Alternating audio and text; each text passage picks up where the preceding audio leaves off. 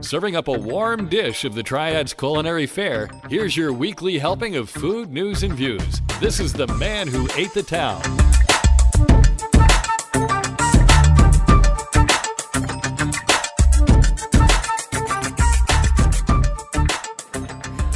Hey folks, and welcome to episode 210 of the Man Who Ate the Town podcast. This is for the week of August 16th through the 22nd, 2021. My name is Tim Beeman. My name's Ray Morgan. And we are opening the recipe trunk. We're recording this episode of the Man Who Ate the Town in the Less Desirable Studios in the Lab at Industry Hill. We're practicing social distancing here using Zoom, sponsored by Bull's Tavern. If you're listening to us on your favorite podcatchers like Apple Podcast, Stitcher, or Spotify, or any others like that, we'd appreciate a like, a rating, a follow, a subscribe. It would help us tremendously. And if you're listening to us on the Triad Podcast Network, welcome and thank you. This episode of The Man Who Ate the Town is brought to you by Carrabba's Italian Grill, located 587 South Stratford Road. This is no chain. This is a responsible family of restaurants. Carrabba's and their owner partners take the communities they serve very seriously. And for us, having Daniel Butner as the proprietario is fantastic and does not suck. Carrabba's is featuring right now their iconic dish, the Chicken Brine. I say this, though, I mean, Chicken Brine is fantastic, so if you want that, certainly have it. But if you're going to do that, why not go full on? Why not go with the Johnny? The Johnny is the Tuscan grilled sirloin marsala and the Chicken Brine on the same plate. Ooh, yeah. That's some goodness right there. And I think you can upgrade the steak options, too. I think you can, because this comes with a 7-ounce sirloin, but I think you can bump it up to a 10-ounce sirloin or a 9-ounce filet. So, yeah, so the choice is yours, and it's always good to have a choice. Find out more at Carrabba's. Especially excellent choices. Excellent choices, and you know that comes with a salad, but you can also get the soup if you want. And the soups there are phenomenal. That sausage and lentil soup right now. Mm-hmm. Oh, yeah. I want a double bowl, please. Thank you. Yeah, yes. And a couple of crackers. All right, before we go any further, Ray, you have an announcement to make. I do. Starting October 1st, I am taking a new position inside the United Methodist Church. I'm going to be going to a community known as Sandy Ridge. It's kind of north of Stokesdale and Greensboro, almost up on the Virginia line. I'll be serving Delta United Methodist Church, and I'm going to go from being 3/4 time where I am currently in Mount Airy to full time at Delta. So I'm excited that I get to serve one church and not having to split time between two, and it's full time. So it's a little bit of a promotion, a little bump in the pay, but that also means that I'm going to have less free time, and I'm having to figure out how am I going to make all of that work. So I'm here through the end of the month to continue to work with the Man Who Ate the Town and say this has been a blast. We've been doing this a couple of years together now, and we really enjoyed it. I know I have. I'm speaking for you now. I shouldn't. But well, you're speaking correctly. We've had a lot of fun, and I'll still be keeping in touch for sure. Oh, yeah. But it's just one of those things. It was time for a change on this end. So nothing to say on Tim other than this man is an awesome guy with a huge heart. And I love what you do for our community, helping us understand what restaurants actually go through. It has opened my eyes in ways that I hadn't seen it before. So thank you. And I wish you all the best with The Man Who Ate the Town. And I'm sure you will be able to find somebody that will do even better than I've been doing for you. Yeah, I have some ideas in the pipeline. We'll see how that goes. Had a conversation this weekend that sounded pretty promising, so we'll see where that goes. But all Good. that to the side, you've been fantastic, and you've been a great co-host. You let me spout off, and you laugh at my stupidity and my goofy jokes, and that's always, it's always a good thing to have someone in your corner for that. And yeah, you've been here quite a while, and I really, really appreciate it. You stepped in. I was left in a weird position, and you didn't skip a beat. You stepped in and took the spot, and I really, really appreciate that more than even the words that come out of my mouth could say. So, thank you, my brother, for that. Thank you. It's been a fun ride. It really has. Awesome. So I still get you one more week, right? Two more weeks. 2 more. Yes. Yeah, 2 more. This is 3, 2, 1. All right. So this is 3. This is third. What is this? Penultimate is the next to the last. Ultimate is the last. What's the third from the last? What is the third from last called? Second loser. So penultimate is almost. So almost last. That's what penultimate means. I don't know. I used to know that. Okay, so the third from the end is antepenultimate, like antebellum, penultimate, which means the third from the end. There we go. There you go. Now we've learned a new vocabulary word. That's right. See, I like to teach. I had my natal chart read from an astrologer, and she says, you like to show people how smart you are. I said, well, I do like to throw some trivia out because I like to entertain and educate. So I don't know how smart I am, but I know how to Google, and that's what I did. So let's go from there. Still, almost everyone is hiring, so get a job. Not a lack of staffing issue per se, but Delicio's is currently closed because one employee had C19 and one showed symptoms. So they're closed until everyone is tested and the situation levels itself out.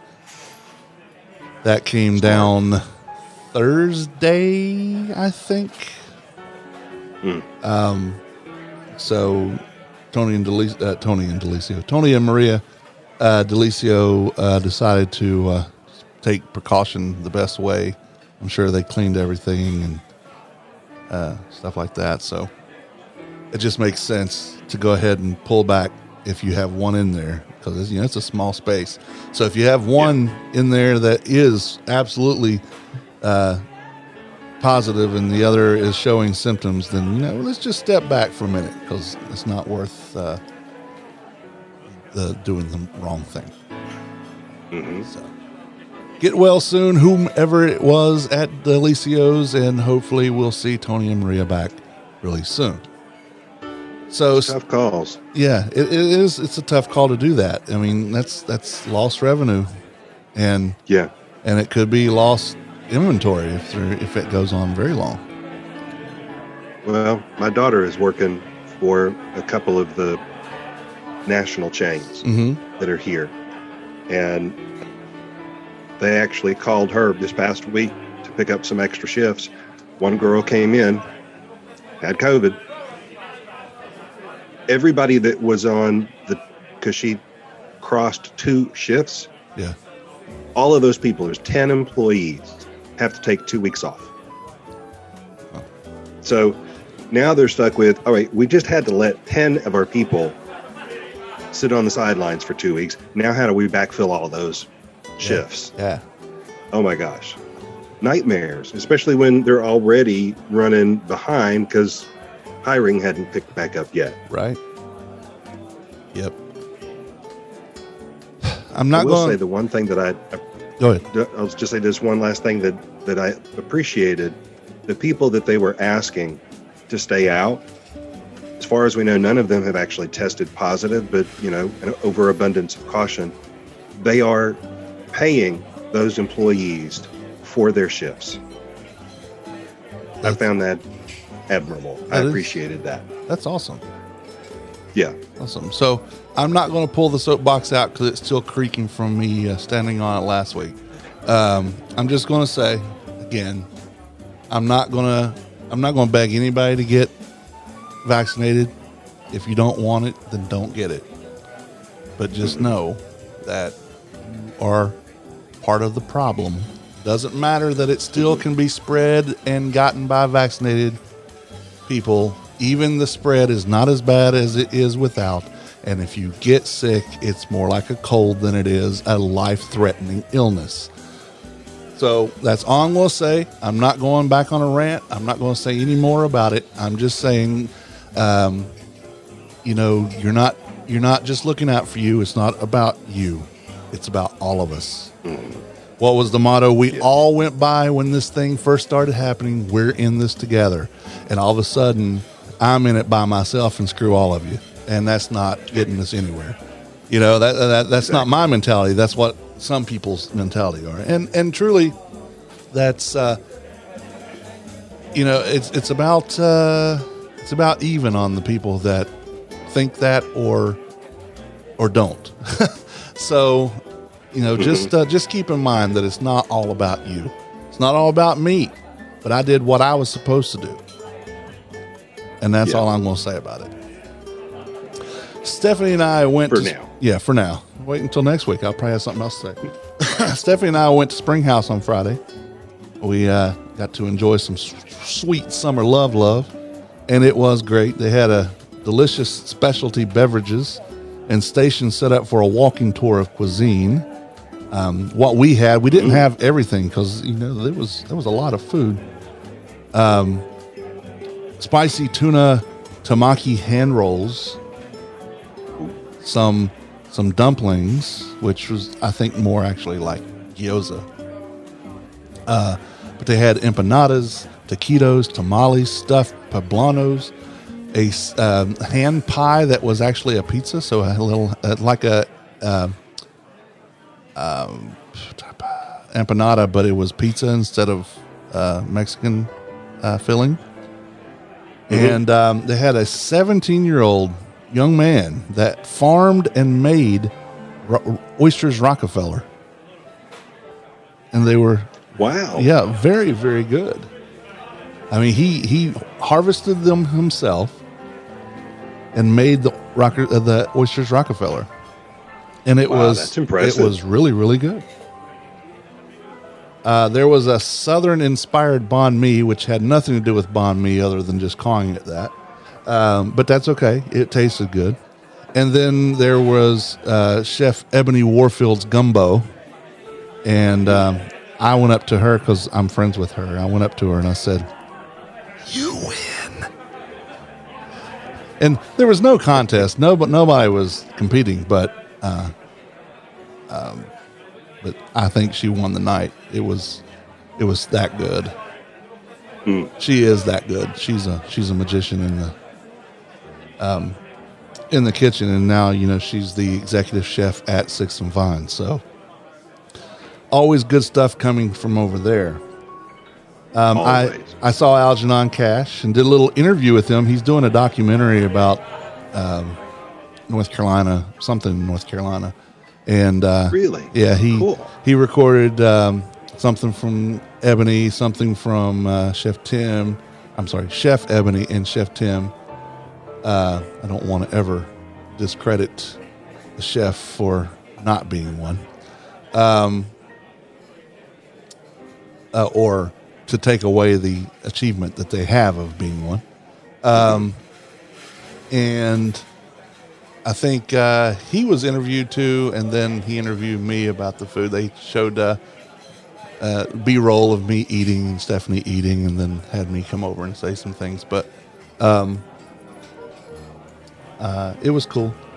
And I saw a lot of people in the local culinary scene. It was humid as the dickens out there, but it was still a great time.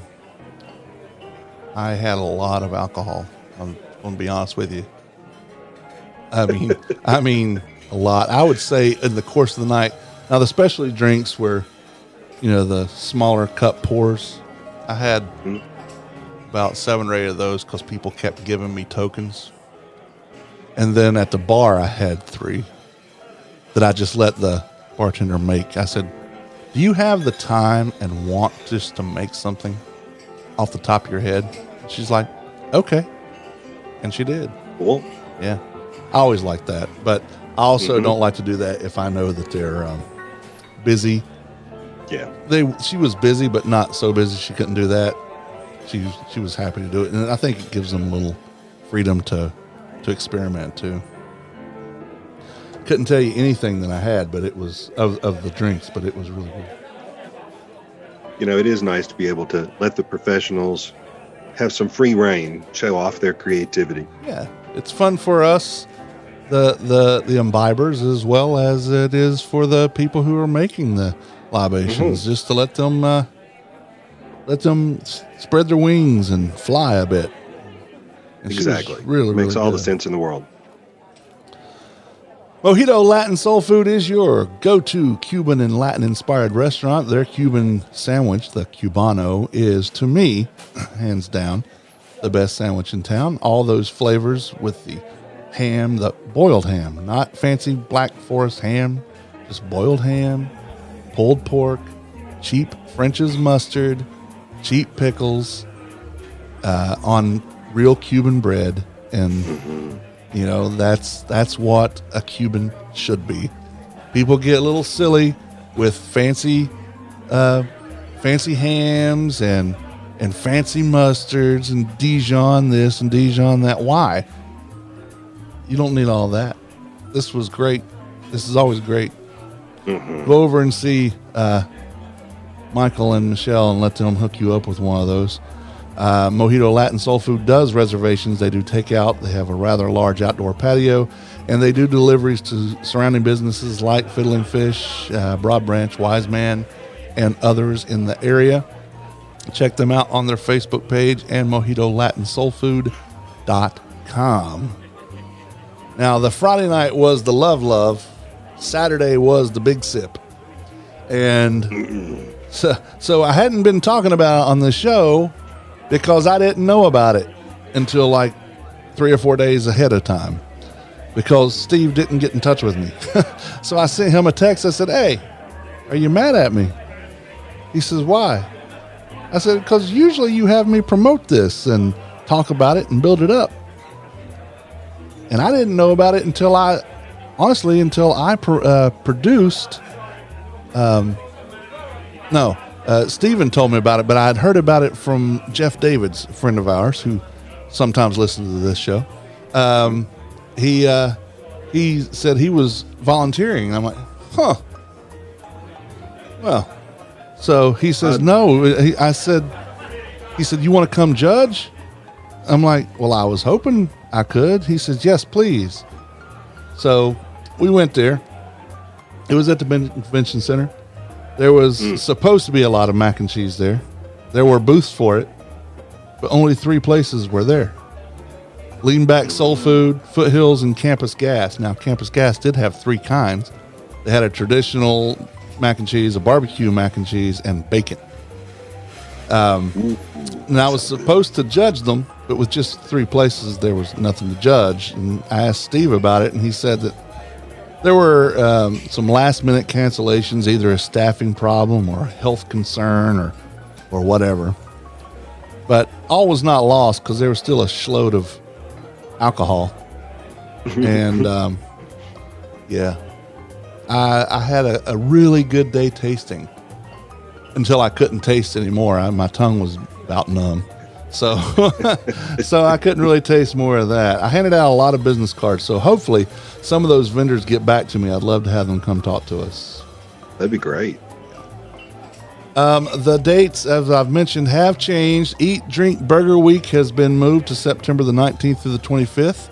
After consulting with sponsors, restaurants, and others, they felt they needed a little more time to prepare. And, not having it as hot as 7 Hells when they're trying to do this is probably a plus. So the Winston-Salem Journal and the Greensboro News and Record and Eat Drink Triad will have Eat Drink Burger Week. It's a week to celebrate culinary creativity, increase visibility and engagement with the food and beverage community, and drive dine-in and carry-out orders with a little healthy competition. As I've said before, their chefs will create a $10 masterpiece that is supposedly not on their menu full time. And that will be voted on by eaters via a QR code. So you have to be there. You can't just say, hey, I like that burger and not have had it. You've got to be there for it. Champion will be presented with a trophy and bragging rights. Customers will be encouraged to share the photos of their locations on Instagram for a chance to win a Yeti cooler, and that is a pretty big deal. Those are really nice, and they will keep your stuff cold. And they're expensive. Yeah, they are. The Man Who Ate the Town is a media sponsor for this event. For more information, contact the Journal or the News and Record at 336-727-7212. With all that stuff going on, there just was no time to do any Yemeni food. So Yemen will have to be put on hold for another week. I've gotten we look forward to hearing it. I've gotten some ideas, and Steven's given me some recommendations, and I'm still doing some research. So we're working on that. Now, I have done the recipes for all the Mauritius stuff. Started on Friday, then there was one on Saturday, and then I think last night I did the third one of Mauritius. So all three recipes plus a fourth. The first one of those on Thursday, I think, was the like cultural thing about Mauritius and things that people I thought should know. Cool. We look forward to having you share your bountiful knowledge with us. Yes. Let me show you how smart I am. Let me show you how I can Google. I got mad Google skills. Mm-hmm. So yeah, yes I do. Mr. Google and I are friends. Let's talk burgers. Let's. Yeah, Curious to see what's happened. So Street Team Steven and I headed over to Cafe Arthur's on Friday, and nice. we had the official tasting. Yes, now we had the American burger, not the burger in a basket. And I'm going to say this. I know I don't really talk about burgers, but upon reflection, I feel that I should have had the burger in a basket over this burger. And even though it was supposed to be of higher quality beef and stuff, I think I still prefer the burger in the basket. So that was my fault. And I may give them a mulligan on this. Now, that being said, don't hear that burger wasn't worth having. I'm not saying that at all. I'm just saying that I think it wasn't as good as the other things that I've had from there. The onion rings were really good, though. And the fries, too. They were really good. So that's what I'm going to say about that. So I'm not going to say this was an official burger. It was meant to be an official burger. But I think Steven and I both agreed that one of us should have gotten the burger in a basket, and then we just split it. Yeah, we didn't. That would have made it easy. Yeah, we didn't. It was a lot of things. So, yeah. I'm not trying to influence the final outcome of the burger tour, but I will say the burger in a basket is one of my favorite items from Cafe Arthur's. So, I mean, especially for the price, you just don't beat it. It's great double burger, good order of fries or onion rings with it. Man, they do it well. Yeah. Is it the best burger in the world? No. Is it a really good one? Yes. So the reason we went the American, that was a 6-ounce Angus burger. Yeah. Had some grilled onions and things like that on it. The burger in a basket is 8 pounds of probably just chuck, and that's fine. 8 pounds, 8 ounces, not 8 pounds, 8 ounces. I kind of figured that's what you meant. Yeah. Wow, that's one of those burgers we talk about. Yeah, how no they kidding. do that, how they make that. That's enormous. Yeah, but 8 ounces because it's 2 4-ounce patties. But okay. You know what? I think ground chuck to me is just as good as the Angus stuff. So, because I don't know that I can taste any difference, truthfully. If it's done right, I don't care what it is. Yeah. You know, as long as it's beef or beef equivalent, not no plant based crap. I want real meat. I want an animal to have died for my pleasure.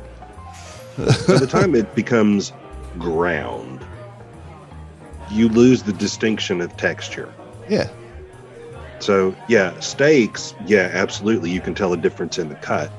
But by the time you ground those things up and make them into a patty, no, I'm with you. If you've seasoned it well, they're all going to be good. Right. I mean, it's truly just you've destroyed the muscle and all the stuff that created the difference in cut is thrown out the window at that point.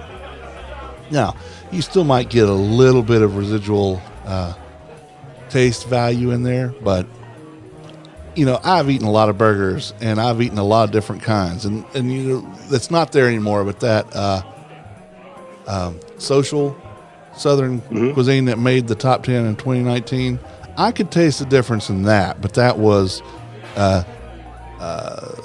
short rib and filet and a couple other things. I mean, it's hard to miss whenever it's that kind of thing. But but for the most part, I don't taste the difference. Steven might, other people might, but if you have the right seasoning and the right grill and the right ingredients, to me, and that's what this whole thing's about, there should be a standard taste. And I think for me, it's how close is it getting to that? I had a friend that raised his own beef and would sell it. And at the time, we had multiple children in the home. It made a lot of sense. So we'd buy half a cow at a time. Yeah. And then you just tell them how you want it. I got so used to his ground beef, I didn't recognize just how big of a difference it was over the stuff that I normally would get at the store. We ran out one night. I didn't know it. My wife was making spaghetti. She went to the store and grabbed a pound of ground beef and brought it home and cooked it. One bite of the spaghetti sauce, and I was like, this isn't Chris's beef, is it? Right? You can tell the difference. Yes, I can tell the difference. It was remarkable how much better his beef was. So I say by the time you ground it up and put it in something, you really can't tell the difference. But his beef versus store-bought beef, yeah, I could tell a big difference there. Yeah. And it's according to what kind of cut it is too, I'm sure, whenever it's ground up. If it's just ground beef, then I can tell. Maybe I can't, but if I'm making something with it, but in stores I can't, or in restaurants I can't really tell. But if I'm making something, I can tell the difference between ground beef and chuck, and I even made something last night for with ground sirloin, and that was pretty good. But yeah, yeah, I like using the sirloin. Yeah. Anyway, I think Cafe Arthur's is going to get a mulligan, and I'll try again with Burger in a Basket. If Steven wants to go with me for that, he can. And if not, I'll go do it myself. But yeah, so that's where we stand on the burger tour right now. There you go. Food. And while you're there, I mean, you could even go next door and get 2 people knocked out with the same visit. Well, I've already done PB's. Okay. Yeah. Okay. PB's was done early on. It was done real early. Food holidays are sponsored by Diamondback Grill. It is casual dining located in the heart of Buena Vista in Winston-Salem. It is a fantastic family-owned farm-to-fork restaurant that sources most of its ingredients from local farmers. Try one of their themed menu nights. After the Big Sip, we were supposed to do an event with the Winston-Salem Dash for Stephanie's day job. Her boss, John, one of our network cohorts, one of the beer dads with me, called the event because the storms were really, really bad. and I recommended we go to dinner. And I said, hey, you want me to see if I can get us in Diamondback? And that was not a problem. They really enjoyed their meals. I don't know even what we talked about, truthfully, or what they got, because I had been drinking all day and at this Big Sip. And I don't even know what Stephanie got, truthfully, but everybody was talking about how good it was. I had the classic standby for me, the ultimate sloppy Joe ever. It is just fantastic. That dish always blows my mind. I highly recommend Diamondback for your big and small events, a romantic dinner with your honey, or have drink and appetizers, enjoy the ambience and welcome decor, or just hang out with your friends after a failed event. And because the Diamondback Grill will not fail you. So just make sure that you go there and tell them I sent you, of course. Not that gets you anything special, but it would help me if they knew that people were listening to me and we're going over there. And responding. Yes. They are at 751 Avalon Road. Find them on the web, diamondbackgrill.com, and on Facebook and Instagram. To make reservations, you can call 336-722-0006. So, food reference. Today is the 16th of August. It is National Bratwurst Day, which I can totally get behind. I love bratwurst. I love a good brat. I was told I shouldn't have as much of it in my doctor's visit last Tuesday, but and I said, okay. And so far I've not had any. Well, I did have some chorizo last night, but I think that's a little bit different. It's a little different, yeah. Yeah. Not a whole lot, but it's a little different. Yeah, yeah. And it's also National Rum Day. Good day. It is a good day. In 1889, Hanson Goodrich is granted a patent for the first modern stovetop coffee percolator. So there's that. Thank you. Yeah. Yes. Thank you.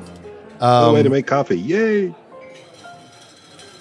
And hold on this date in history, we lost not only a king, but a queen.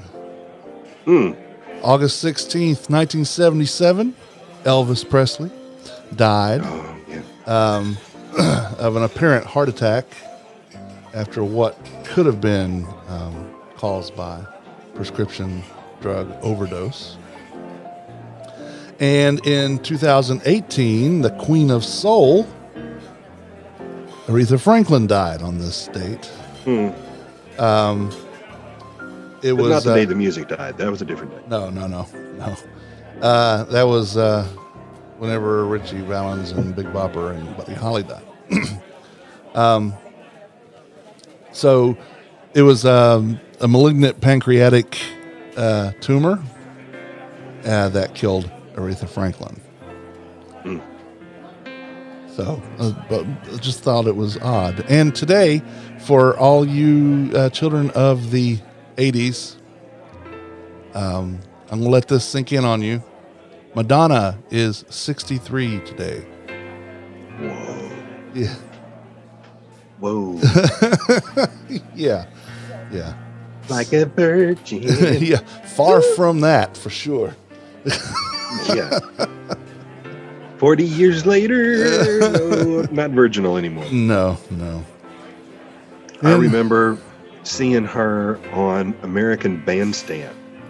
She was just getting started. And Dick Clark said, what are your plans? Well, I plan to rule the world. It's like, okay. Yeah. And it's, I think, a fair statement at this point in her career to say she didn't rule the world, but she had a huge impact. Oh, yeah. She's the music. first lady of pop, I would call. Yeah. Absolutely. She'll be a watershed moment. And music before and after her.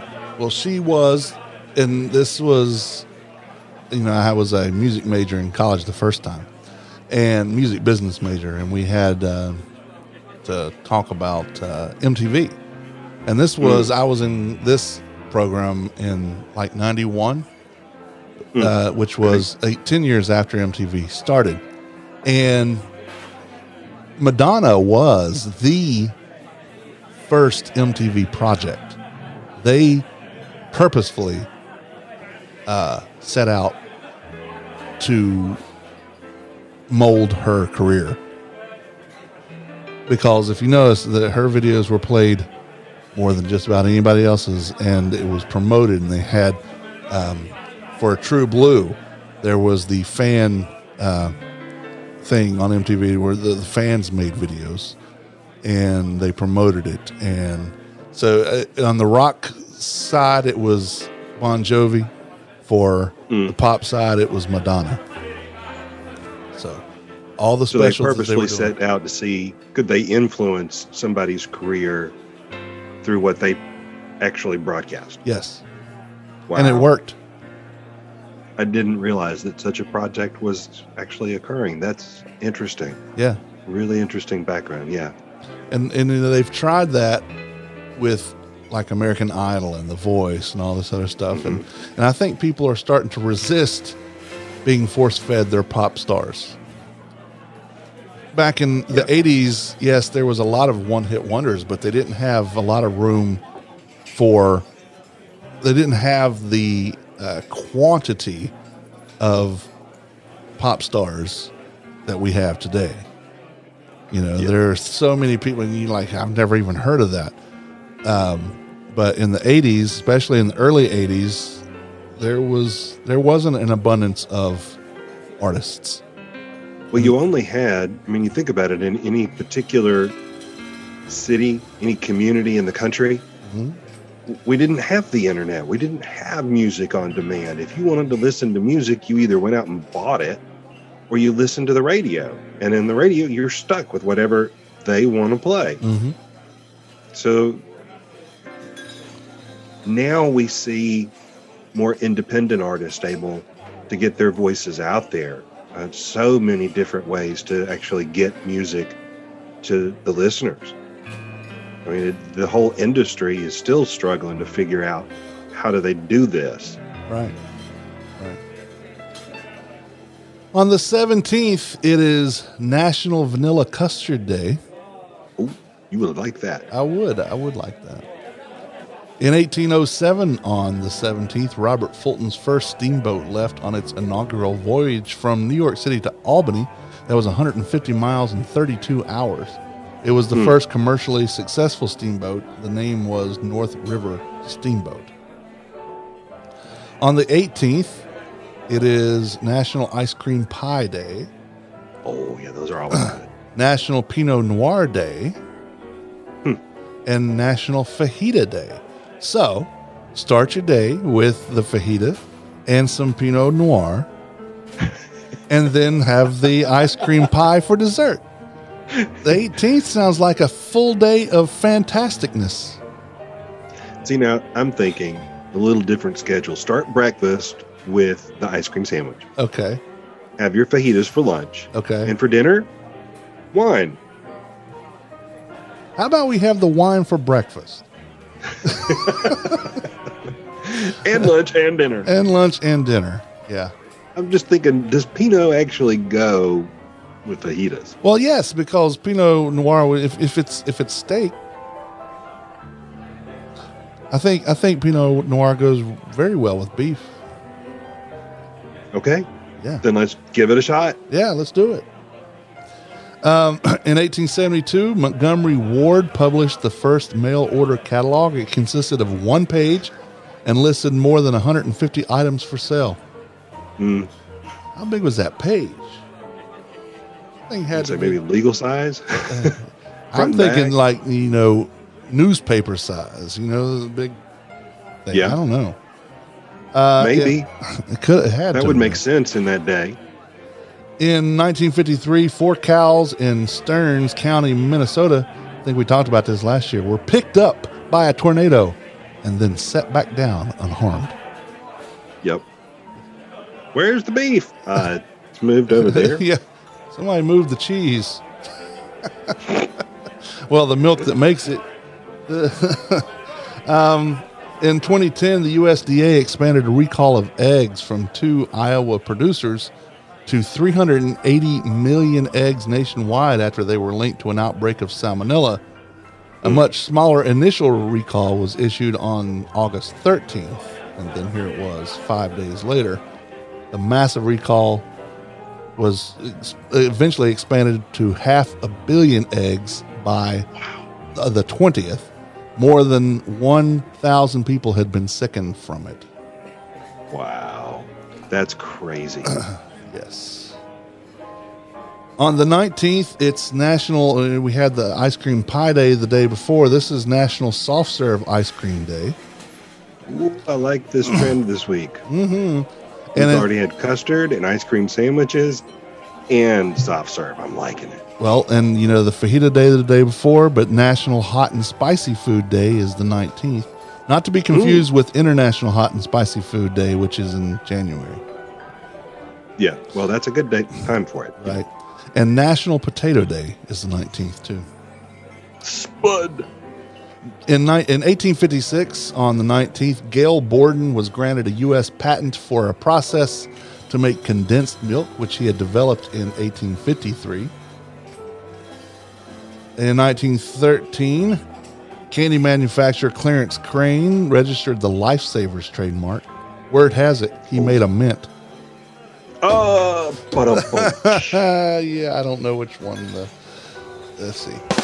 There we go. Yeah, I had to find it. Man, I used to love to get those. My grandmother would get the box that had like half a dozen rolls Yeah. of Lifesavers in it and put that in our stockings. Oh, yeah. What was your favorite flavor? The fruit ones. All of them. I was a big Not fan of as much the mint ones. I was a big fan of the butter rum. Oh, yeah, the butter rum was good too. Yeah, which was basically butterscotch, but Yeah. I guess they just had to name it something different. In 1919, William B. Ward registered the Hostess trademark for breads, biscuits, and cakes. In 1996, Miss Universe was told to lose 27 pounds or lose her crown. That's just wrong. Yeah, that would not fly today. They would not get away with that. In 2002, the Smithsonian Museum of American History in Washington, D.C. put the kitchen of legendary cook Julia Child on display. Child had donated the kitchen from her Cambridge home of 32 years, and it had been disassembled and moved to the Smithsonian. A lot of work for a kitchen, but, you know, she was another watershed moment in history. That's true. And a bit of a lush, I think, which is cool. On the 20th is National Lemonade Day. Love me some lemonade. Tell you where you can get some good lemonade, and that's at the Piedmont Aviation Snack Bar. They make really, really good lemonade. Do they now? Yes. And You know, there's another place that makes good lemonade. Yamas. Yamas. Just saying. They do that, and they have really good mint tea, Yes. cane sugar sweetened mint tea. Yeah, That's my favorite yeah. of their beverages is the mint. Yeah. It's so good. And the 20th, Ray, is the day that we have talked about, and you have talked about on your own several times during the year. It's National Chocolate Pecan Pie Day. Oh, yeah. We need that day. In fact, we should celebrate that day more often. I will tell you, when Stephen and I were having lunch on Friday, he says, those chocolate days just aren't going to be the same without Ray.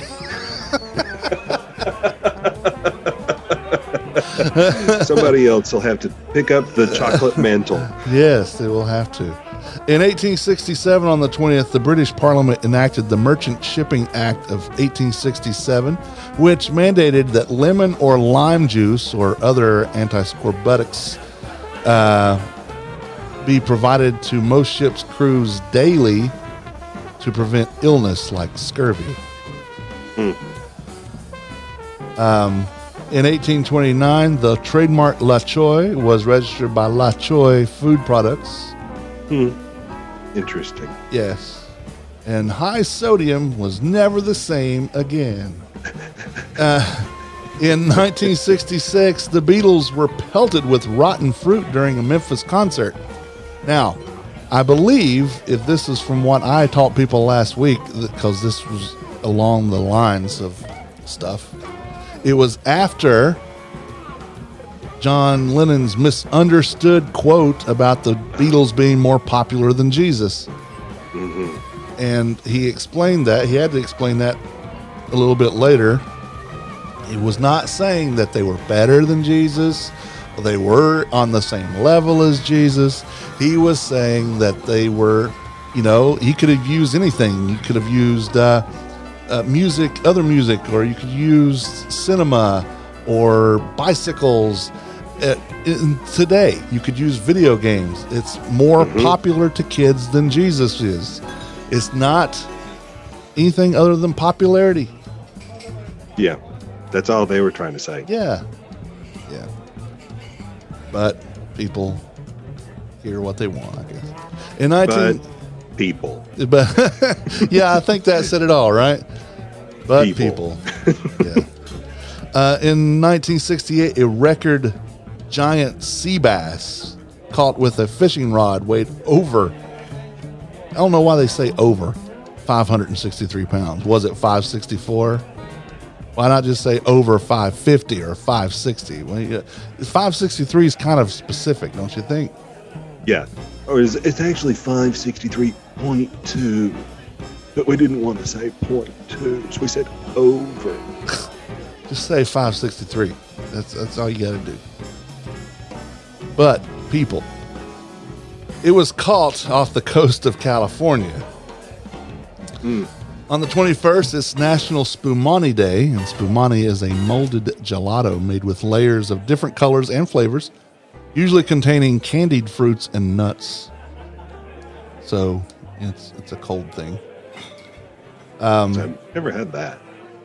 I think if you may have never had it, but if you see pictures of it, you've seen it at least in a magazine. Because I know I didn't know what it was either, and I looked, I'm like, oh yeah, not something I want, but yeah. It's also on the 21st National Honeybee Day, which is a day close to my heart because that's what my wife calls me, because my last name is Beeman. And I'm a fan of honey, all kinds of honey. She calls me her honeybee. Yeah. It's a day to honor the insects responsible for more than a third of the food we eat. Yeah. We really need to. They're the canary in the mine shaft right now. Right now, yes. On the 21st in 1888, William Seward Burroughs of St. Louis received a patent for an adding machine. He actually received 4 patents for said machine. I don't know what the difference were, but he got 4. Maybe different ways to do it, different pieces of it. Maybe different ones did different things. Yeah. In 1962, McDonald's franchisee Edwin Traisman of Madison received a patent for a method for preparing frozen French fried potatoes. And the world gained weight. Almost overnight. In 1988, pubs are now allowed to stay open 12 hours each day, except for Sunday in the United Kingdom. They were under a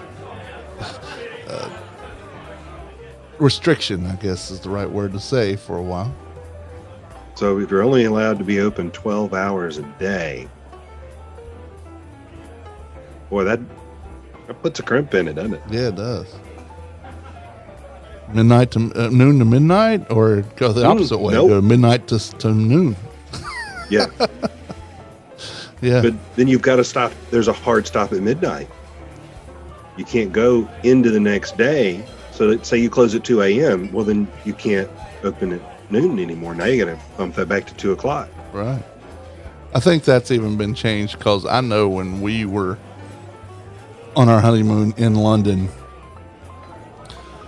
we were eating in pubs around 1 or 2 o'clock, and I know that they were open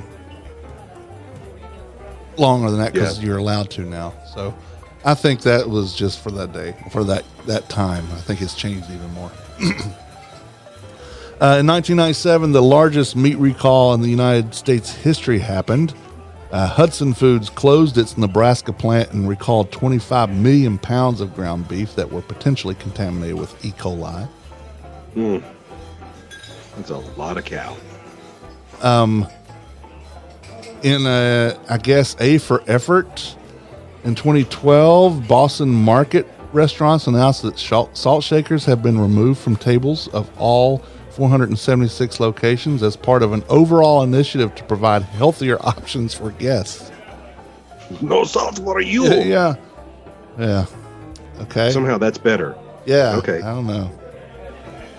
The 22nd is National Pecan Torte Day and National Eat a Peach Day. Peaches are almost on the out of ripeness, so hurry and eat it now. 1865, William Shepard of New York City received the first U.S. patent for liquid soap. Interesting. Liquid soap. Yeah, I don't like bar soap, so I'm glad that we have liquid soap. In 1950, on the 22nd, Hormel registered the Spam trademark that was first used in 1937. So 13 years. Spam. Yeah, I hear Spam a lot. Yeah. In 2007, a 12-year-old boy in Manchester was charged with assault for throwing a cocktail sausage at a 74-year-old man. Yeah, that's going to do a lot of damage. Yeah. That little whippersnapper. He hit me with a Vienna. I don't like them cocktail sausages coming at my face. Look at that, it left us. It left a mark. Oh, I had to just wipes off. Yeah. It left meat on my face. That's not even the flavor I like. If it had been barbecue, I'd have just turned around and caught it with my mouth. No, this wasn't barbecue. This was plain stuff. Nobody wants that plain Vienna. No. Not that the people in England would sound like that. Nope. Probably not. It would be, oh my gosh, they hit me with a cocktail sausage. All right, that's it. So that's all I got.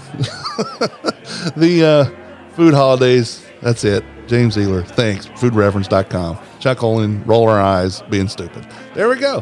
Ta-da! Yep. Thanks, James. The Man Who Ate the Town podcast is part of the Less Desirables podcast network. Along with this podcast, you can listen to the Less Desirables, the Beer Dads, Fan Interference, Beeswax, Vinyl Daily, Wheeler's Dog, and Asylum Tales from the Devereaux Diaries. You can find all these podcasts and their latest episode on our network website and directory, tldpodnetwork.com. You'll also find social media links for each one there as well. Be sure to hit the subscribe button to get the latest episodes as they are released. This is a reminder to all the listeners, and it's good practice, not just now, but for always. Wash your damn hands. Wash them with warm water and soap. Wash with that soap for 20 seconds or more. If you don't know how long 20 seconds is, sing along to this as you're going. We're caught in a trap. I can't walk out because I love you too much, baby.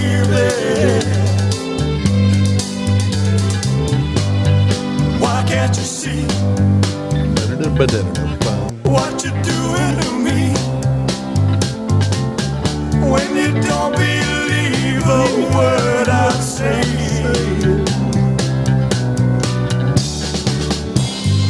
We can't go on together with suspicious minds. Yes, so it's not an actual anniversary other than Elvis passing away. Right. That's why. That was a big deal. Yeah, it was. It was. Well, keep an eye on the blog and this podcast to find out more about the food news and happenings around town. If you have any food news, send an email to Tim or Ray at the manwhoatethetown.com.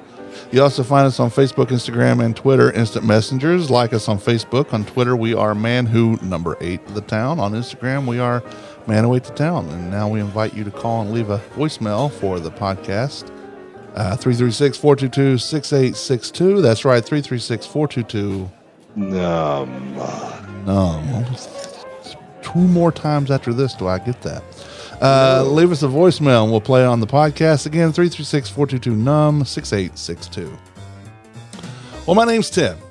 My name's Ray. And we're closing the recipe trunk. Until next time, thank you for reading. Thank you for listening.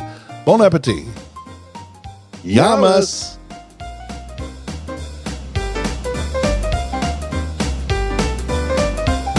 The views and opinions stated by me or any of my guests are solely those of ours and do not necessarily reflect the opinions of our hosting companies, distributors, enemies, friends, or relatives. This podcast is copyrighted and cannot be reproduced or distributed without express written consent of the Man Who Ate the Town, that's me, and Such Limited Inc. However, if you ask nicely, we'll probably let you.